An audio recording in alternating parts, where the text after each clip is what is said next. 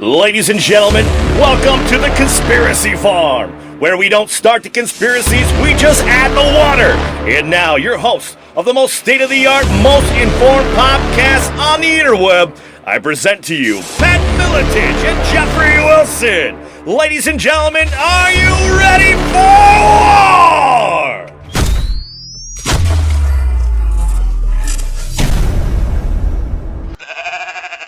And that was the newest, most kick-ass intro for the Conspiracy Farm, done by the voice, one of the voices of AXSTV FIGHTS, ring announcer Mike Kindle. And today, we have a couple more voices from AXSTV FIGHTS, one that we all know and love, UFC Hall of Famer Pat Miletich. And joining the show today, his partner in crime, his broadcast partner, Mr. Michael Schiavello, the author of Know Thyself, Using the Symbols of Freemasonry to Improve Your Life. Mr. Schiavello, how are you, sir? Jeffrey, Pat, it's great to be on here with you guys. Great to be with you, man. This is going to be an interesting conversation because we're going to tumble down that little rabbit hole about Freemasonry. And as I did show prep, very, no pun intended, very illuminating, but also it just made me have more questions than answers, and hopefully you guys can help with that. If you guys don't mind, just like a basic definition. I mean, there's so many different misnomers and misconceptions. What is Freemasonry to you, gentlemen? Go ahead, Michael. I don't think there's such a thing as a basic definition of Freemasonry, which is something that makes it so interesting. Freemasonry is something different for everybody. In my opinion, Freemasonry is really simply a path of self-improvement. There are many paths that people can take towards self-improvement. Some people do meditation, some people do yoga, some people do martial arts, some people take courses of higher learning, and Freemasonry is just another path towards self-improvement that has been time-tested and proven over hundreds of years, and so many great people have been Freemasons and so many successful people over the centuries that really it has proven to be a very successful path of self-improvement. Of course, if you ask most Freemasons, the official answer you'll get as to what Freemasonry is they'll say Freemasonry is a beautiful system of morality veiled in allegory and illustrated by symbols, which is a beautiful phrase, but I think a little ineffective in truly conveying what Freemasonry does. But at its most simplest, I believe Freemasonry is really a path of self-improvement. And I think, and Michael, you'll probably agree with this, that it almost adapts to the user's mind, right? I agree, Pat. I agree completely. I think as much as someone puts into Freemasonry is what they get out, and what you want from Freemasonry is usually what you get. So, for example, you get Freemasons that just want to be a Freemason for the camaraderie, for seeing a bunch of guys week in, week out that are on the same level of them, that have no discriminations and no prejudices and are high thinkers, and they enjoy the fellowship with these people. You get other people who join it that want to get the esoteric side, people that want to get the exoteric side, people that love the history of Freemasonry, people that like it because the Freemasons have always been self-sufficient and have always stood up for themselves and stood up in the face of oppression and in the face of tyranny. So no matter what you're looking for Freemasonry, it is able to give that back to you. So I think that Pat makes a really good point that whatever you put in is what you get out. Yeah. And is that something that lends itself to, because obviously there's degrees. I mean, I'm not sure, because again, some of the misconceptions, I've heard it's 360 degrees of basically knowledge, and we kind of only know of the 33rd degree, but per your statement on the work you put into it, is that what lends itself to your ascension in the ranks, if you will? There's a little bit of a misconception about ascension and all the degrees. There's no such thing as 360 degrees. There's no such thing as, you'll see on the YouTube, I know there's a guy on there saying he's a 96th degree. The highest numerical degree, the highest number is 33, which is, you have to be part of the Scottish Rite, and to be a 33rd degree is only honorary. You can't ask for it, or won't be given to you. If you do, it's just an honorary title. But truly, the highest a Mason can go is the 3rd degree.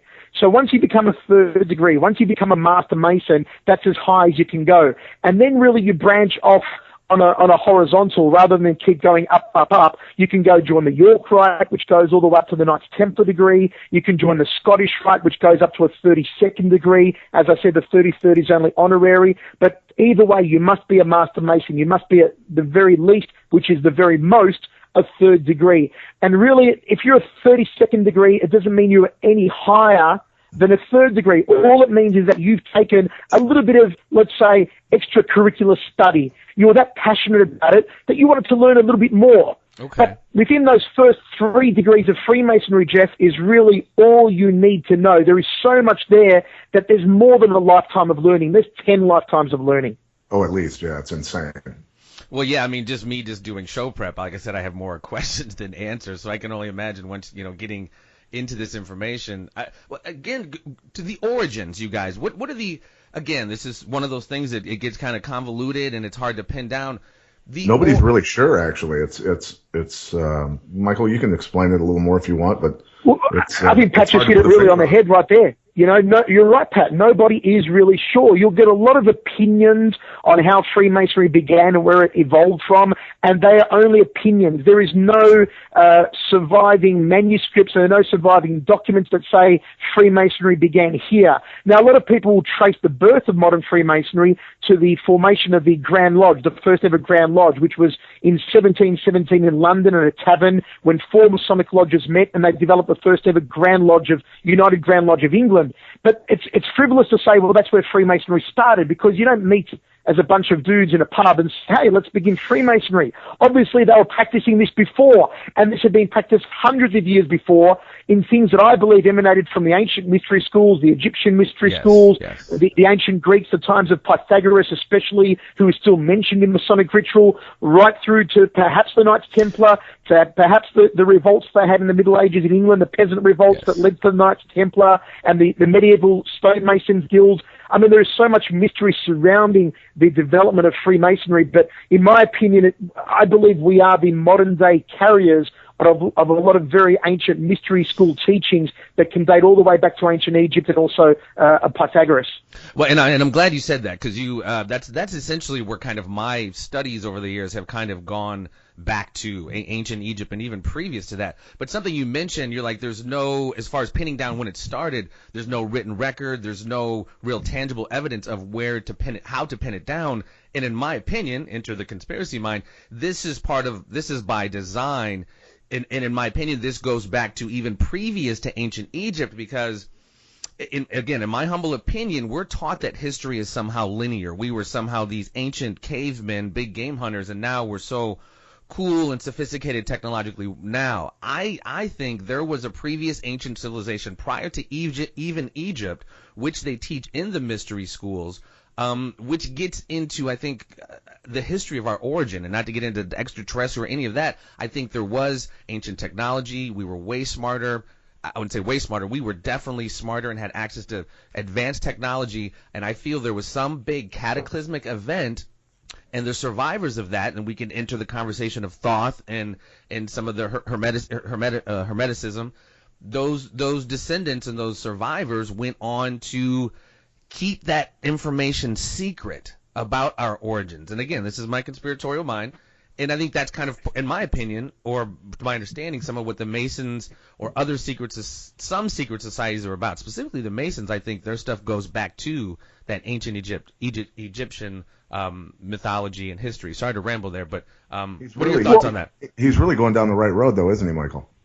He is going down the right road, and I think if you look back at some of the rituals of ancient Egypt, you'll see that there's great similarities between what the Masons do in their rituals today and what the ancient Egyptians were doing. They used to lead their candidates through a doorway that was designed very similarly to the Masonic apron is designed today. The ancient Greeks, particularly Pythagoras, instituted in his teachings a lot of the symbolism and a lot of the cornerstones of philosophy and morality that Masonry teaches today. And of course, Pythagoras was schooled in all the ancient mystery schools. He traveled throughout Europe, throughout ancient Asia, throughout ancient Egypt, and was inducted into all these mystery schools. You could even go further back, and as you were saying, Jeffrey, there are people that believe that a lot of this ancient teaching was existing on Atlantis, where there was greater intellect was possessed thousands of years ago. And I do believe that there is a great missing link in the timeline of Earth's humanity, that we were a lot smarter back then. You know, if you're talking 5, 6, 7,000 years ago,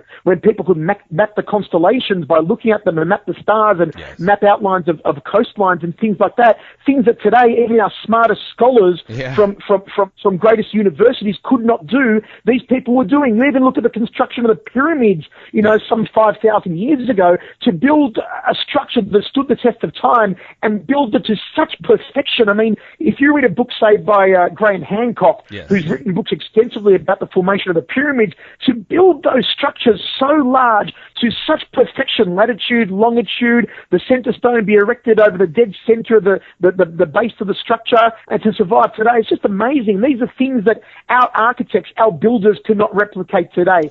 So I think there is a very proud tradition in Freemasonry that some of this stuff, not all of it, but some of this stuff has filtered through to today, and we're the proud bearers of that. And what it is really, all the mystery schools, and you know, the tinfoil hat members might be listening and saying, well, mystery schools and secret teachings, and it was about, a dark side of humanity. It wasn't, because all the mystery schools taught one thing. There was one common thread in all of them. That common thread was people finding their own connection to the source, their own connection to their higher power, to God, the spirit, the universe, their own divine spark.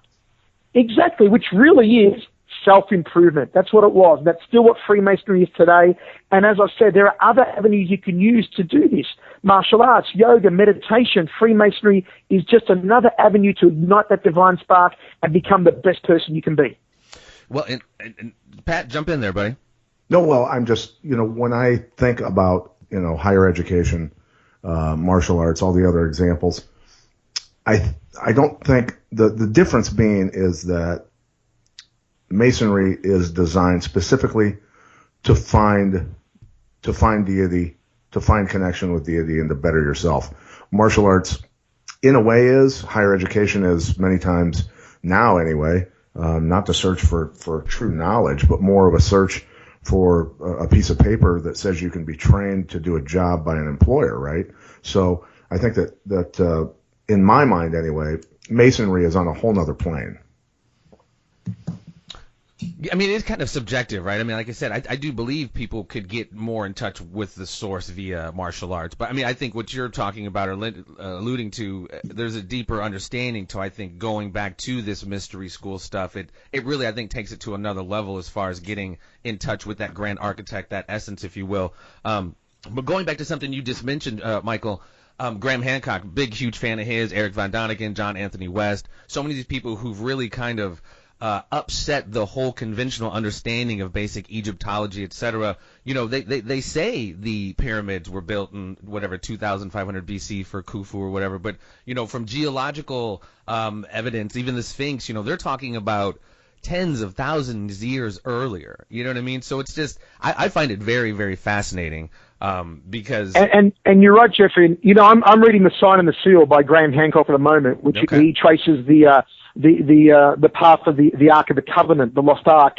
and how it went possibly from King Solomon's Temple, which is what Freemasonry is based on, to possibly residing in Ethiopia, where it may even still reside today. But these authors did open up so many different avenues. But as we said earlier, nothing can ever be official because we have no witnesses from thousands of years ago. We have no written documents that can be official documents that we can go back and look at to signify where any of this started. And as you said, the things like the Sphinxes are thought to be much, much older than even carbon dating or scientists, the scientific community had pegged them as at the moment. And the same goes for Freemasonry. There can be no one person, one scholar that says, hey, this is how Freemasonry came to be. This is the exact point of its origin, because it's completely beyond us.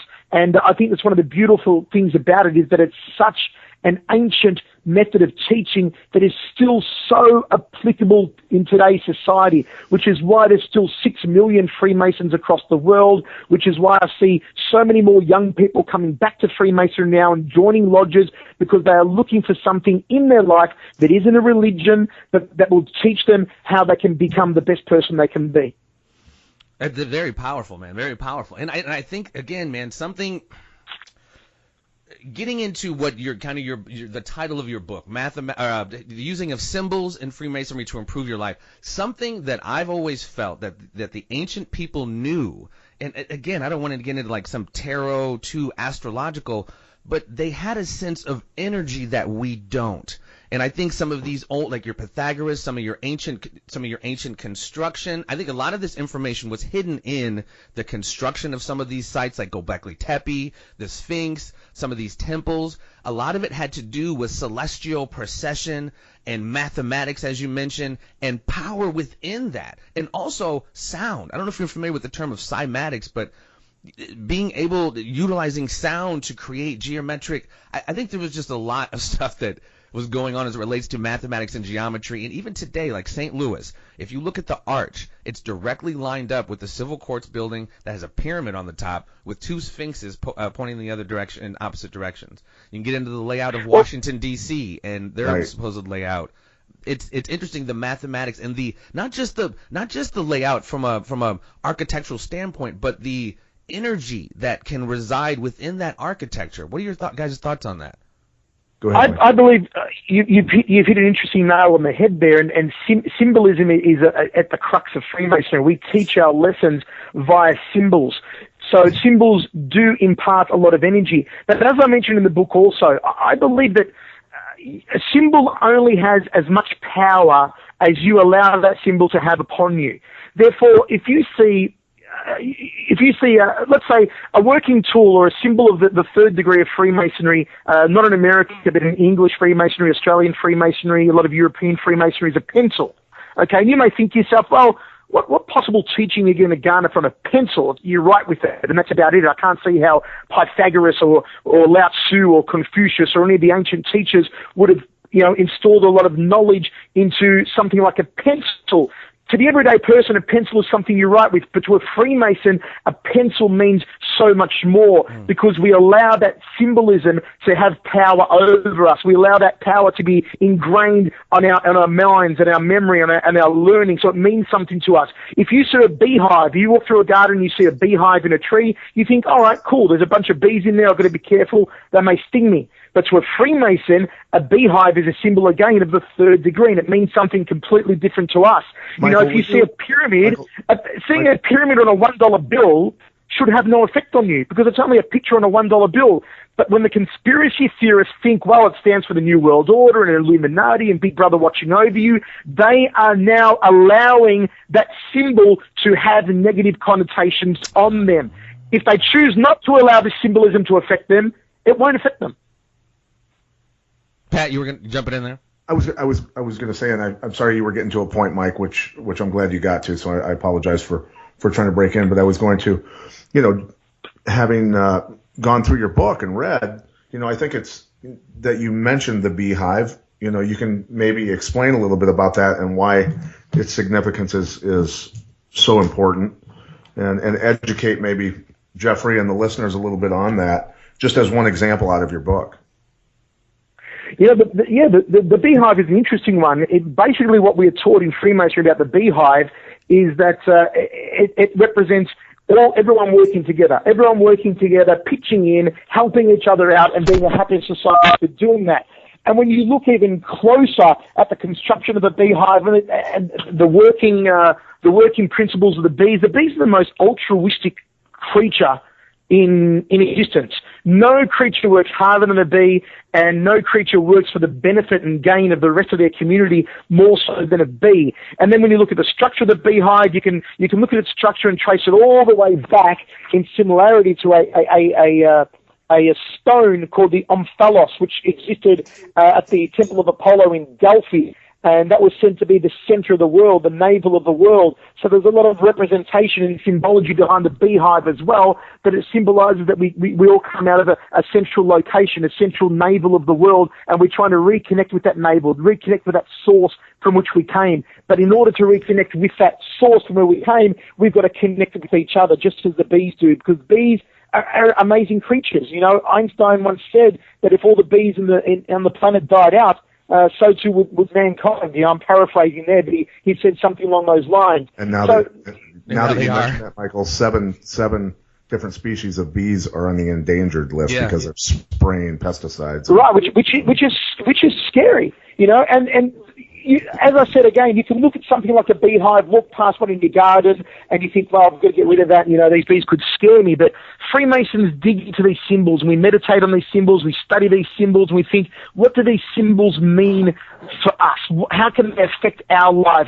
How can we learn moral lessons from them? And really, bees being amazing creatures in their work ethic and their organization and committed to the task of a healthy hive and depending on one another for survival, recognizing that though they're individuals, they're also connected as one with the hive, just as we as humans are connected as one with the universe, with our source, with our connection to a higher plane of existence.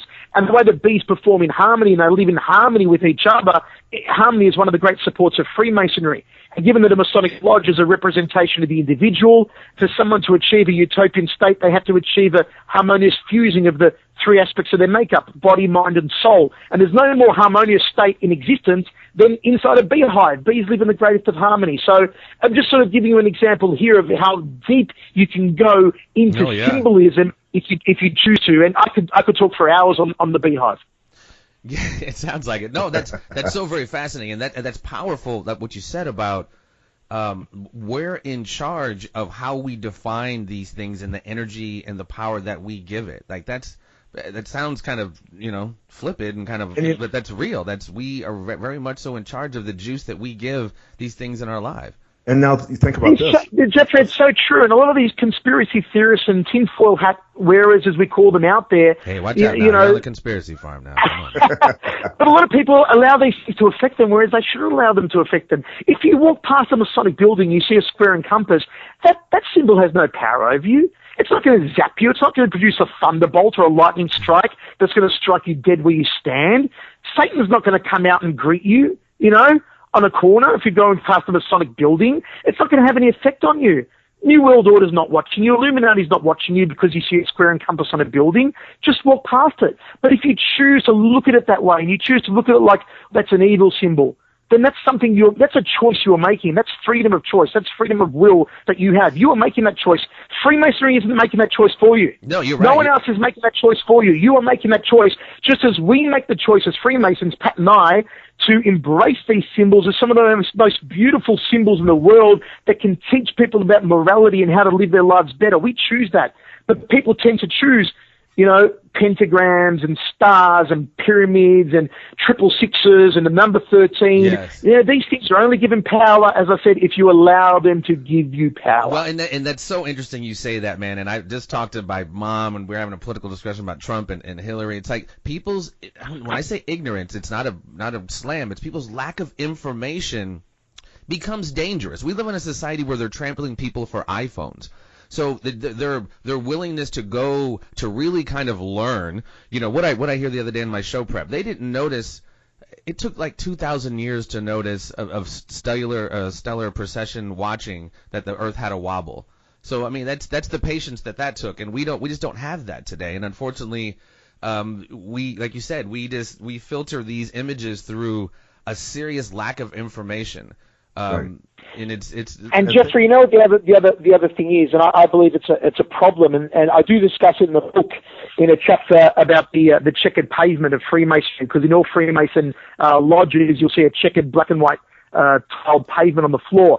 But I talk about the problem of polarization. I feel that Facebook, Twitter, a lot of social media, and people watching this stuff, and people are very easily influenced because people are very easily polarized. And polarization to the extreme left or the extreme right can be very dangerous, because once you get so caught up in your views and what you believe is correct, and you're not willing to listen to anyone else, or not willing to accept that we live in a world of duality, that for every left there is a right, for every up there is a down, for every in there is an out, for every black there is a white, you become so polarized one way that affects you. That affects you greatly. I've said this before. Physically, exactly. They don't look for information. They look for affirmation of just their position. They don't want to sit back, open up, and hear maybe something new. They just look, or like I said, looking for something to affirm what they already believe, and kind of just filter out anything else that doesn't. Right, and you go back to the beehive, and Michael's talking about, they're all working together. They all have a purpose, and you look at the world today, And there's so many people. What is their purpose? Do they have a purpose? You know, if you go to a lodge, everyone in that lodge has a true purpose. They have a job to do. You know, so it operates a lot like a beehive, right? But in the world today, where you talk about people trampling each other for iPhones and there's a lot wrong with the world today. And if the world, and Michael and I have talked about this before, if the world was run like a Masonic lodge, there wouldn't be any wars. That's true. You know, and Freemasons really were the modern developers of democracy. I know the ancient Greeks had said, you know, invented democracy, but really, if you look at the history of Freemasonry over the last, 300 years or so, the Freemasons Lodge was really the invention of modern democracy. And so many parliaments these days, so many governments base themselves on what is essentially the way that a Masonic Lodge operates. And it really is true democracy. It is true freedom. It's true freedom of expression as well. I mean, before modern Freemasonry, you couldn't be a part of a society. You couldn't be a part of an organization that allowed people of different religious beliefs together. That was insane. That was unheard of. You were locked up. You were burnt. You were hung. You were tortured for such beliefs. But Freemasons have always allowed men of any religious belief, of any political belief, of any color of their skin to come together in peace and harmony to talk and discuss and improve themselves together. Whereas hundreds of years ago, that was unheard of. And these days, that's the thing. Everyone says, well, we should all be what we want to be. You know, we should all respect each other's religions, respect each other's race, don't be racist, don't be bigots, you know, etc. Well, Freemasonry's been doing that for years. And without the Masonic mindset of our founders, we wouldn't have ever created a constitutional republic, which is even a step further than a democracy, which it's unraveled quite a bit over the years. But that pure thinking of true independence for the citizen, of each individual pursuing their own dreams, is really, truly Masonic. And you're right, Pat, because also don't forget George Washington, okay? George Washington, with what he did and becoming the first U.S. president, George Washington could have turned around and declared himself the first king of America, okay? He could have declared himself the first emperor of America. But what did he do? He declared he was the first president of America. He said, his thinking was along the lines of, I'm not a king. I'm not going to stay in this position until I die. I'm not an emperor who's all-powerful. I'm going to stay in a position of dictatorship until I die. I'm going to be a voted and elected president, and then after me, someone else will serve office, and someone else will serve office, and someone else will serve office. He didn't make this into a dictatorship. He didn't make this into a monarchy, into an empire. He made it into what it is today. And George Washington was, of course, a Freemason. And that's how Masonic lodges still operate. Every year, a master is elected to the position of basically president of that lodge. And every year, a new president is elected. It's a totally democratic process by which it operates. And you've got to thank George Washington and look towards his Masonic thinking for getting that happening for America. Yeah, and what's really interesting about it is, some people would say, well, they would discredit everything about George Washington because he owned slaves. But on the other hand, because of Freemasonry, the slaves were freed because of that thinking that every man is truly created equal. And a lot of that does come from the Masons. Very interesting history, ladies and gentlemen. Very interesting history. So we're going to rewind a bit because you guys done fast forwarded on me. I'm with you here, but we need to go back still to some ancient stuff a little bit, just because the role of like sacred geometry and mathematics. I don't mean to harp on it, but it's just in my opinion, the G, Michael stands for God in geometry. The grand architect. Yeah. Geometry and Freemasonry are considered to be pretty much one and the same. One cannot exist without the other. A study of geometry and a study of Freemasonry is a study of geometry, sacred geometry. A lot of people like to use that reference. But even in the signs of Freemasonry, the signs we do, the signs of recognition, they all contain geometric lessons, geometric principles embedded in them. Right. We had a master do a lecture at my lodge yesterday about geometry and masonry and demonstrate some of these signs. And he's a civil engineer and a structural engineer, a civil engineer as well. Anyway, his whole life had been to do with building and geometry. And he said when he became a Freemason, he was astounded by how much Freemasonry taught him about geometry that as an engineer he had never been taught. And he goes, I couldn't believe it. He goes, things that I never learned in university, this stuff is in Masonic ritual, and this ritual dates to the 17th century, 18th century. He goes, I couldn't believe they were thinking about these properties of geometry back then a couple of hundred years ago, stuff that I wasn't even being taught as an engineer in university today. So it really is amazing that, as we said, this teaching which has come from thousands of years ago, this advanced teaching is still being carried into Freemasonry and was so far ahead of its time as far as the creators of modern ritual go. No, absolutely. It's rooted, and this is way beyond my freaking pay grade, but it's rooted in the fabric of the universe via your golden ratio or your Fibonacci sequence. I mean, this is all mathematics that's just, like I said, just rooted into the fabric of everything that these ancient people had such a deep, deep understanding of, to the point where, I don't know, like I said, I think they were using technology and powers that just we're not able to do today. And I think that's partially by design, but we're not. You call that, fractal geometry as well, and they've said it's God's thumbprint. And, you mentioned the Fibonacci sequence, and I've got a whole chapter in the book that relates to the Fibonacci sequence, because one of the symbols of Freemasonry is a winding staircase. And the winding staircase comes back to the Fibonacci sequence.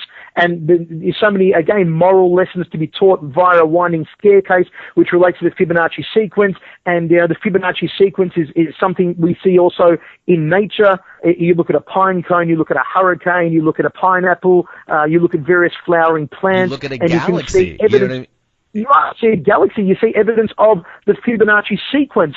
And, it's interesting to note, there's that old Hermetic maxim that also applies in Freemasonry: as above, so below. Yes. So if you look at, let's say, the formation of a galaxy in outer space, okay, and how it follows sacred geometry, how it follows Fibonacci sequence, and then you look at a hurricane down here on Earth, it's a mirror image. Yeah. They're exactly the same. As above, so below. Yeah. And that also relates esoterically to yourself, that whatever you put into your body and feed your body here is going to have consequence to you existing on a higher plane. As above, so below. It's just amazing how deep you can dig into this stuff, and especially, as Pat said, the G in geometry in Freemasonry stands for geometry. It really does, and it's incredible. And you talked about pine cones, Michael. Since we rewound into the ancient aspects and the ancient teachings, the all-seeing eye represented by the pine cone. That people don't understand that. They see the eye on top of the pyramid, all of that. Had a great conversation with Michael on that one time that went for, I don't know how long we talked, but it's very interesting how people don't understand what that pine cone actually represents. And the interesting thing, the pine cone gets its name, pine, P-I-N-E, coming from pineal gland, P-I-N-E-A-L. The pineal gland is said to be your third eye, and your pineal gland sits inside your brain. It's a point between your two eyes, behind the forehead. The Hindus, represented by the dot they paint on their forehead, that they call a bindi, and it's located near the center of the brain, between the left and the right hemispheres, or the cerebral hemispheres. It's about the size of a pea. It's actually shaped also like a pine cone, so hence you've got that name. And the reason the pine cone was often used as a symbol of higher intelligence, and it was recognized by various ancient cultures. You can see evidence of the pine cone and the pineal gland in the Indonesians, the Babylonians, the Egyptians, the Greeks, the Romans, the Christians. And, even today, the pine cone still finds prevalence in religion. The Pope's staff features a carving of a pine cone. And if you've ever visited the Vatican, you go to the courtyard of the pine. And in the courtyard of the pine in the Vatican, there's a 13-foot tall sculpture, a bronze sculpture of a pine cone, flanked by two peacocks. So even the Vatican knows about the ancient teaching of the pine cone. And what does it represent? As Pat said, the pineal gland. Now, where did the pineal gland come from? The pineal gland, the pineal is referenced in the Bible. There's Pat, you'll appreciate this one, being a mixed martial artist. There's a story in the Old Testament about where Jacob wrestled God throughout the entire night. Well, I know this. Yeah, so Jacob wrestles God throughout the entire night, and then in the morning, God pops out Jacob's thigh bone. Okay, But Jacob still won't let go of wrestling until God chooses to give him a blessing. So God blesses him, and he names the place where they fought Pineal, okay, which means to see the face of God. Pineal then becomes pineal for pineal gland. And apparently the pineal gland, which is your third eye, if you can awaken it, which is part of awakening your divine spark, allows you to see the face of God. So you can see how this is such an important thing, to know the pineal gland, to know how to ignite your divine spark for all these ancient people, because they believed in that. It's just amazing. They were in touch with things that we just are not. Well, and it most, worked. Most of society just has no clue of. Exactly. I mean, and it worked too. I mean, like they didn't, invest tens of thousands of years in this, in just some like pie in the sky. Like the things were working. Like I said, they had the access to the technology which was kicked out. But Jeffrey, let me tell you as well that these symbols are never they're in your face, but never explained to you. It's something you've got to search for. Yeah. To become a better person, you've got to do it yourself. You've got to take the initiative yourself to try and ignite your divine spark. When I say that the Pope's got a pine cone on his staff, and I've seen the 13-foot bronze sculpture of a pine cone in the courtyard of the Vatican, that's because the Church knows, just as Freemasons know, just as many other organizations that build the inner self know, but they're not going to come out and just tell you it blatantly. You've got to search for it. And within Christianity, there's a lot of avenues you can pursue that we're all heading towards the same path. We're all heading towards the path of becoming a better person, the best people we can be here on earth, so we prepare ourselves for that spiritual life after we're done here on earth, after the spirit leaves the vessel that is the body. It's all there. It is all in plain sight. You've just got to be willing to look at it and then study it. It's right there. Yeah. You can't get any bigger than a 13-foot statue in the Vatican. Well, but you got to stop trampling people for iPhones, calm your mind, and realize that it's bigger than that bullshit. And, it's like, I don't even know. People don't comprehend it. They don't understand it. They've never been taught it, so they don't know anything. And I think it's all by design, like you said. Do they want a truly educated and in touch society? Probably not. They're not very, very easily manageable and corralled that way, right? No. And to get in, to get into touch with yourself, you've got to learn to access things like that third eye. As I said, the Hindi tradition, they've got that small dot called a bindi. It's on their forehead between the eyes.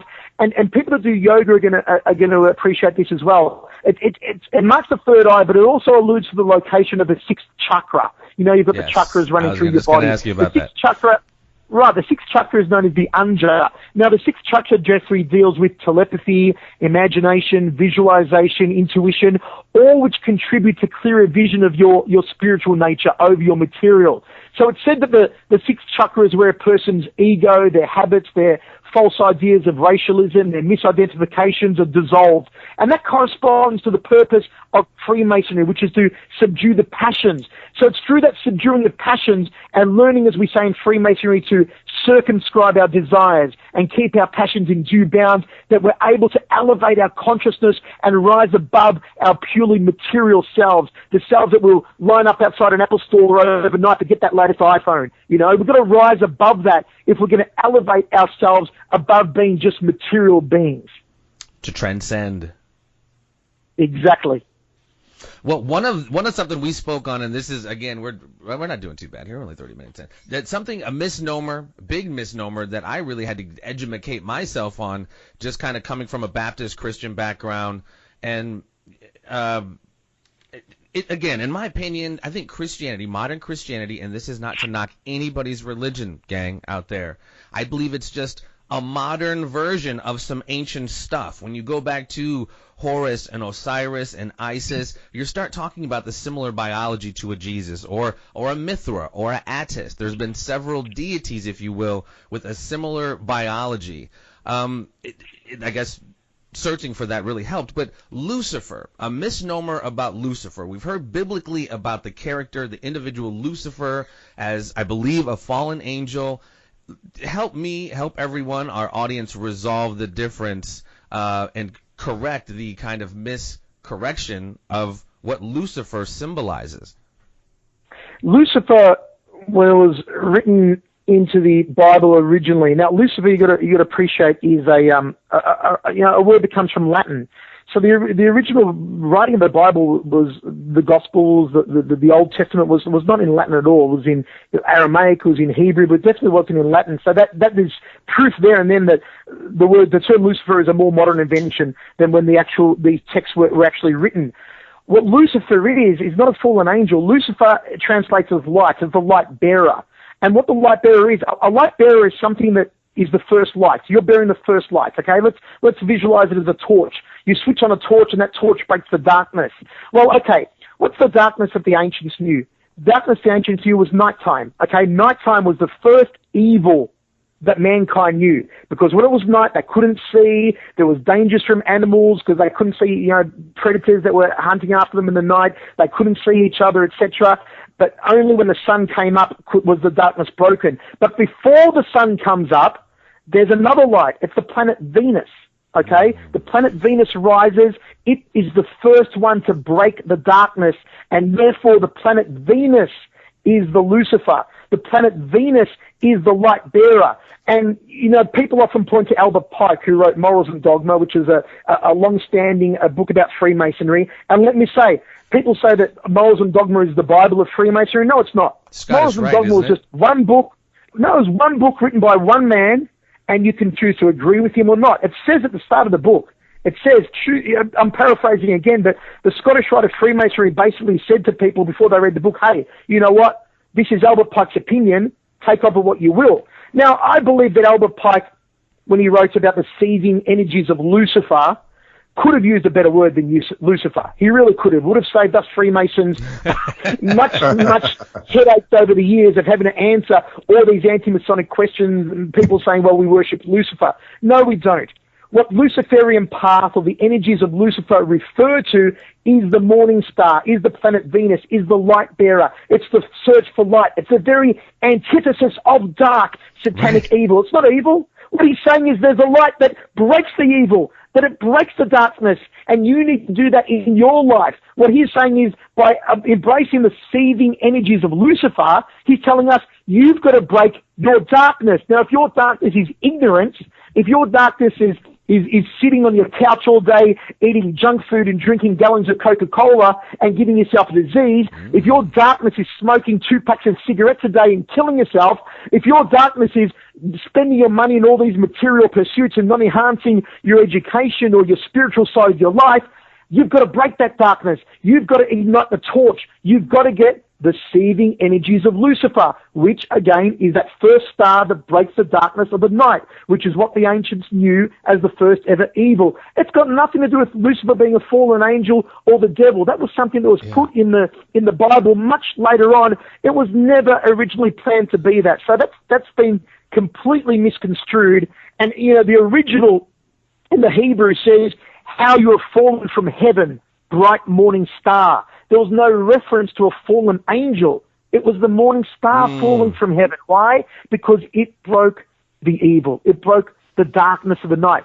So Lucifer, in the sense that Albert Pike writes about it, which is where your question stems from, Jeffrey, is not a bad thing. It's in fact a very, very good thing, because Lucifer, the first light, breaks the darkness.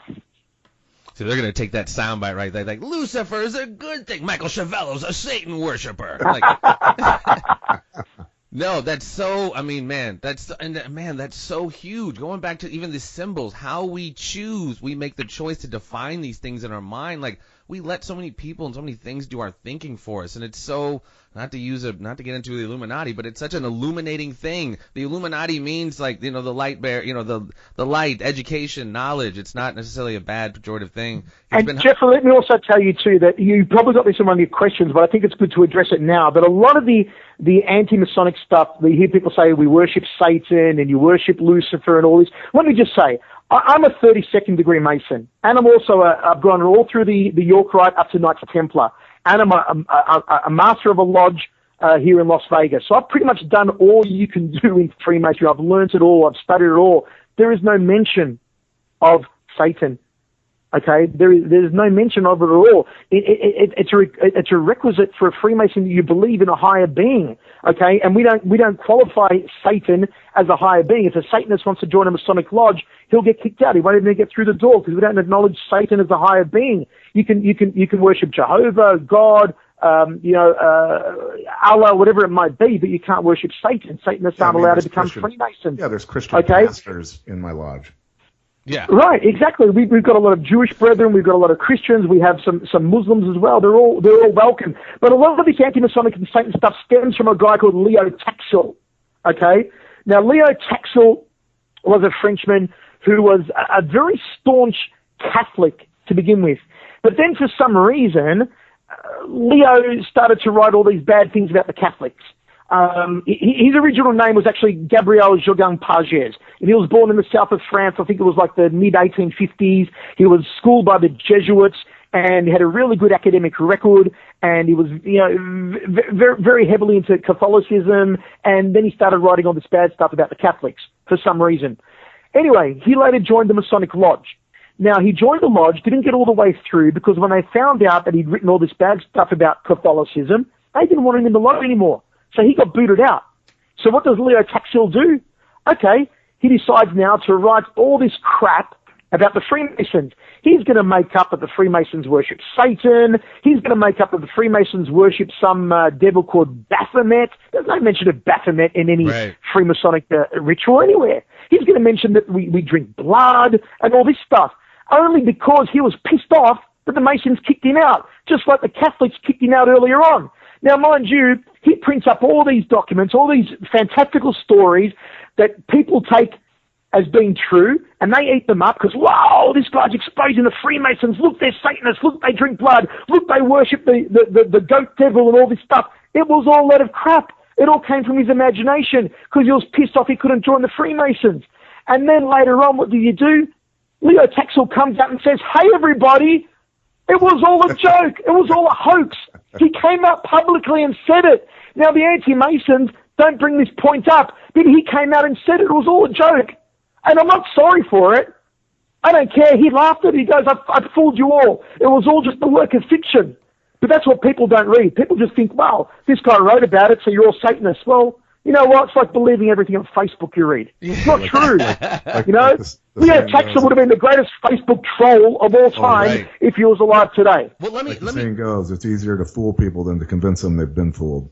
Hey, well, ain't that the truth, man? That's so the truth. You see that every day. No. So let me ask you then, because I'm of the mind, and I'm not a Freemason. I don't really know this stuff very well, but I think it's all the force. You want to call it life force, and you can take these energies, you can take these symbols, and you can use them for the benevolence, or you can, I guess, and I wanted to ask you, because like individuals like an Aleister Crowley, who I'm sure you probably have heard of, has used these symbols, used these images to try to create something darker, satanic, or is he using those powers for the malevolence and that's applicable? Like you could take these energies and Jeffrey, you could take any symbol, no matter how good the symbol is, and you can use it negatively. Let me give you an example. Okay, you know what? Example, Jesus Christ, okay? Symbolically, for what Jesus represents, absolutely beautiful. The morals that he taught, okay? The spirituality he taught, the morals he taught people how to live a good life. He preached the golden rule, which existed long before Jesus, but it was one of his main teachings. Do unto others as you would have them do unto you. Just beautiful. If you live your life through that, you can't err. Exactly. You can't have a bad society if everyone lives by the golden rule. Yep. But you can take Jesus and the symbol of Jesus if you're a fanatical and use him to start a war.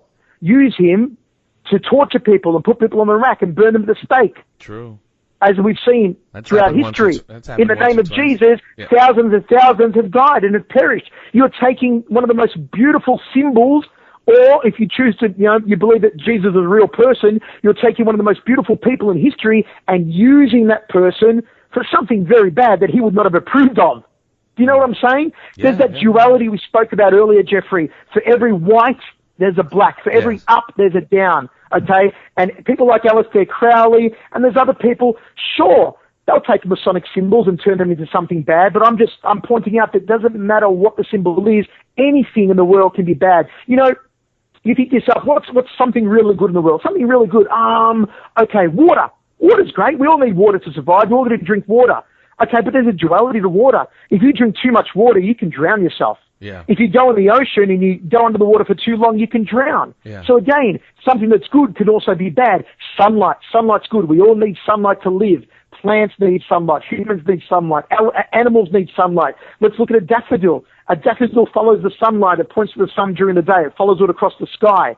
But the daffodil, should it get too much sunlight, is going to die. Just as a person, if they get too much sunlight, if we don't put on sunscreen, we don't wear a hat, we don't wear a T-shirt, we'll start to develop skin cancer. So as much as the sun is a good thing, it also is a bad thing. Right? There's that duality. You can use any symbol as good or as bad. As you said, it's only as much as you empower it. Right. Whoa. Just trying to put my brain back into my head here. Hold on. Wow. Pat, anything you want to add to this, brother? My whole intention for this was to let Michael talk. I love listening to him, so. Dude, I can do this.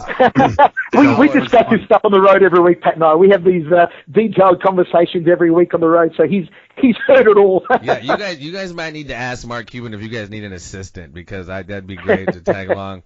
Well, it's something else I've been asked to ask you, my friend. I don't know, and I've heard this about under the paw of the Sphinx. I've heard this in different areas, like a hall of records, a hidden records about things, man's origin, whatever it is. Is there any validity to that? What are your thoughts on any of that?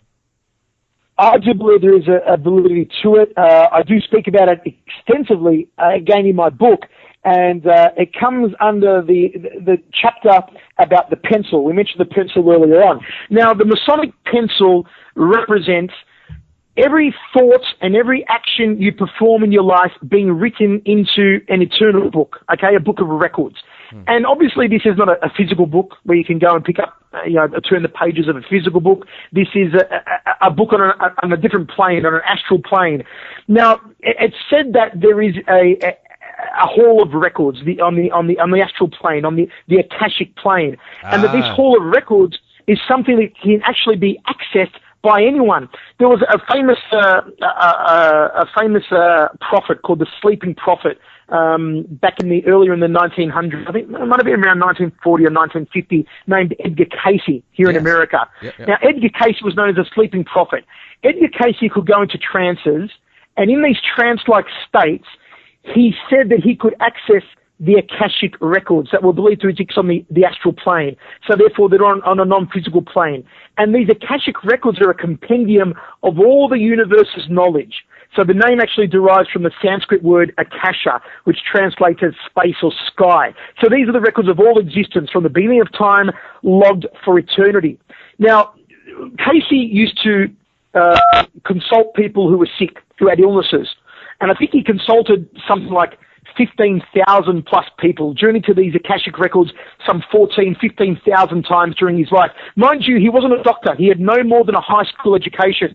Yeah. But if you went to him and you had a disease, you had a sickness, and you said to him, this is the symptoms, he would go into a trance, and in that trance he could access these Akashic records and then access the inspiration he needed and come out of the trance and treat the person.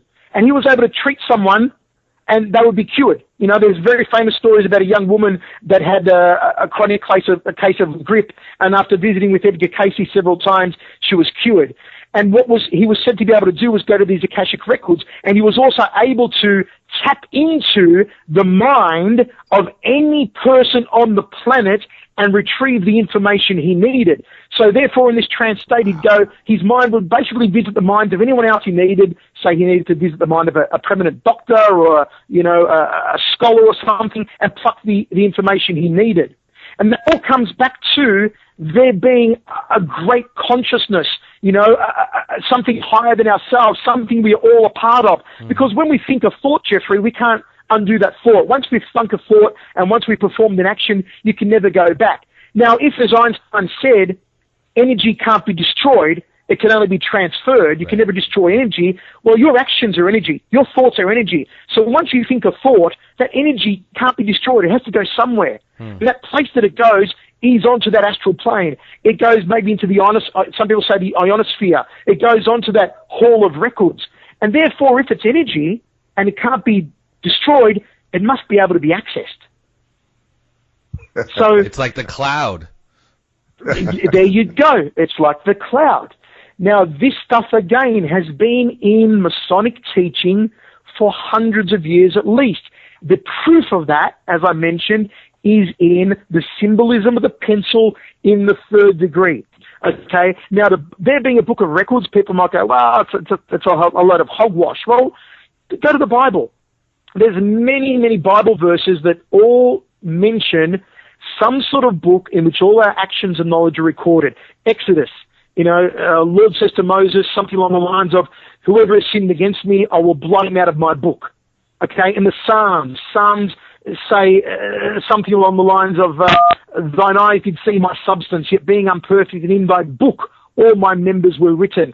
Luke talks about it in his gospel. Rejoice that your names are recorded in heaven. In Revelations, there's several mentions of a book in which the Father, can either blot you out of or can enter you into.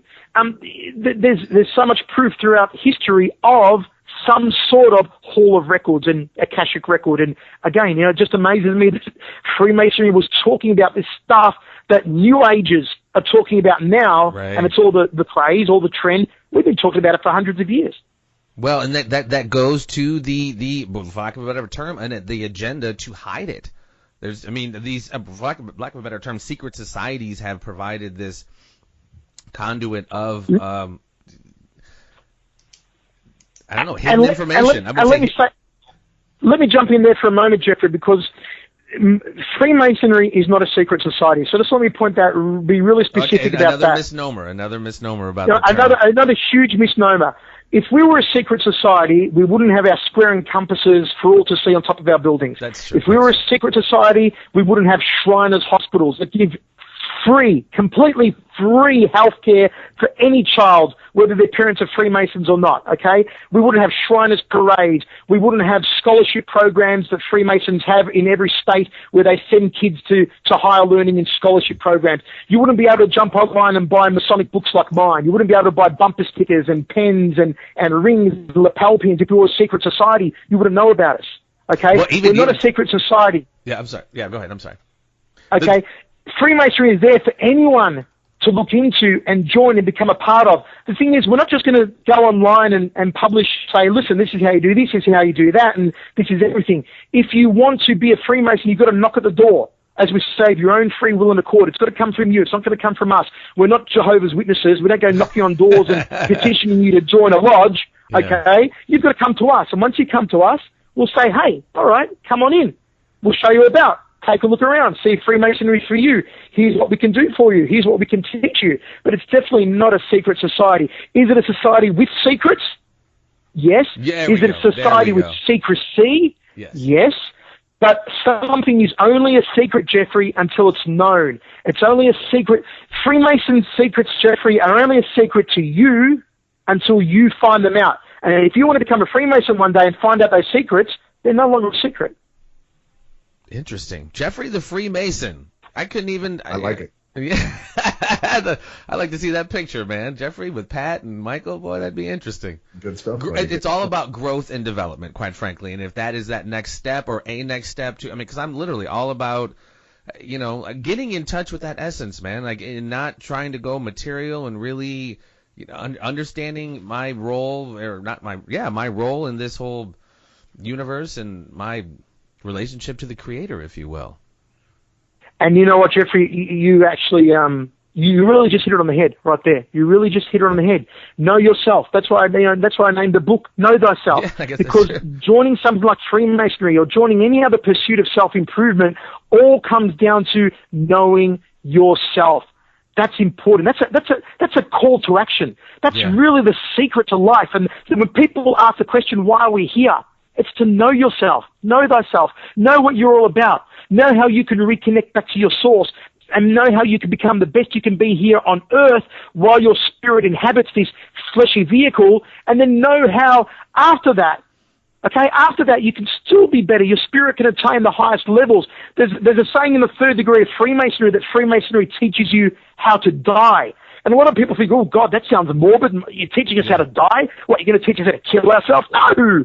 We're teaching you how to live a good, full life with no regrets, a life of education and happiness and joy and peace and harmony and love, so that then when you die, you've got nothing to look back on and say, oh, I should have done that better. I wasn't a good person. Oh, I might not get accepted on that higher level of existence. Maybe heaven won't open the pearly gates for me. We're teaching you how to live a good life so that when you do die, you know that you're going to ascend, you're going to transcend, you're going to go to that higher level and not look back with any regrets in life. It's deep, man. Very deep. Wow. Pat, do you want to add anything as a part of my real world? I got to go get my youngest daughter here before too long, but let's close up. let's put a pin on this, Pat. I think it just comes to a constant search, nonstop learning. Yes. Always being curious, always questioning things that you're being taught and finding out for yourself. And really finding out who you are ultimately is what it comes down to. And taking responsibility for it. You know what I mean? Stop. Absolutely. Geez, Black Friday should not exist. There should not be people lining up, and that should not happen. Well, look at it this way. It doesn't exist for us three. Well, no, but it does for other people, and especially the families of people get trampled and are affected by this madness. Even more than that, like Michael was saying, wars being started over BS. It's just like people's lack of self-actualization is damaging to humanity, the earth, It's exactly. And Jeffrey, people need to remember that you do have a choice in all these things. If you go to a Black Friday sale and you get trampled on, it's a horrible thing to happen to you, but you also had a choice whether to go or not. You know how bad of a day Black Friday sales are, and that it can be the lowest cretins of the lowest that attend these events and will stomp over other people. You've got a choice not to go there. Go the next day. Yes. Go a couple of days after. Go a week before. Order online. Then you never get trampled by anyone. Everyone has a choice. And Freemasonry has always been a big proponent of giving people choices. That's why when you enter a Masonic lodge, you walk between two pillars, one on the left, one on the right, because it symbolizes many, many different things I could go very deep on. But one of the basic things it also symbolizes is choice.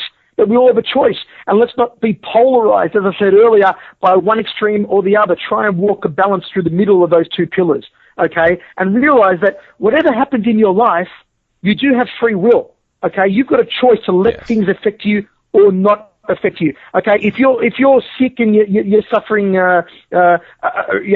clogged arteries, well, you had a choice to smoke. Or you had a choice to eat sweet food or not eat sweet food, a choice to eat fatty foods, fried foods, or not eat fatty or fried foods. You've got a choice to do everything in life. So use that freedom of choice, that freedom of will that God, the source, the creator, the universe, whatever you choose to call it, gave you, and use it wisely. And Freemasonry helps to teach you how to use that wisely. Wow. This has been a very, very, very awesome 1 hour and 2 minutes, man. Seriously. I thought Michael, you might like it. Thank you so very much, man. We're going to have to wind this up. Pat, do you want to any closing statements, my friend? No, I knew that it would be very interesting. He's a treat to talk to. It's always educational. Very, very bright man, and so I wanted to make sure that I was able to share him with the world. How's that? Well, and we all appreciate it, man. Mr. Michael Schiavello, both of you guys, AXSTV Fight announcers. This has been awesome, man. I'm gonna be probably just sitting out back, like drool coming out of my mouth, just getting my mind around all of this. Thank you again so much, both of you guys, man. I appreciate it. Appreciate all you do. Appreciate the information that you've given us today. Lots to chew on, and we need it, man. Jeffrey, thank you very much for having me on, and Pat, thank you. Pat wrote the foreword for my book, and I'll be always forever eternally grateful for that. And hopefully, if people want to know more about Freemasonry, especially the Masonic symbols, check out the book. It's in there, and it will tell you how you can start to use some of our symbols to improve your own life, even though you're not a Freemason. These symbols are out there for everyone, so learn to use them and take advantage of them. And I hope people will go on Amazon, check the book out, and really enjoy it. Yeah, the book is Know Thyself, and I listened to the voicemail myself from the CEO of the oldest company that's been in printing Masonic books for how long, Michael? How long have they been printing? Oh, geez, for almost, I think, 100 years, if not more. And this CEO said he's read, along with his board of directors, have read thousands of Masonic works, and said that without a doubt that this book is the greatest literary work of any Mason ever that he's ever read. So that tells you how good the book is. Wow. I definitely need to snag a copy, and I definitely suggest everyone does as well. Know Thyself, Using the Symbols of Freemasonry to Improve Your Life by Michael Schiavello. Again, man, thank you so very much for your time. Patrick, again, we're going to do it again here in a few days. Thank you for your time as always. Yep, and thank you, Michael, buddy. Appreciate it, and I'll see you in a couple days. Thank you, Pat. I appreciate it, brother. Thank you. All right, everyone, peace and all that love. This has been Michael Schiavello and Mr. Patrick J. Miletich, as well as myself, for another episode of The Conspiracy Farm. Everyone, take care. Peace and all that love.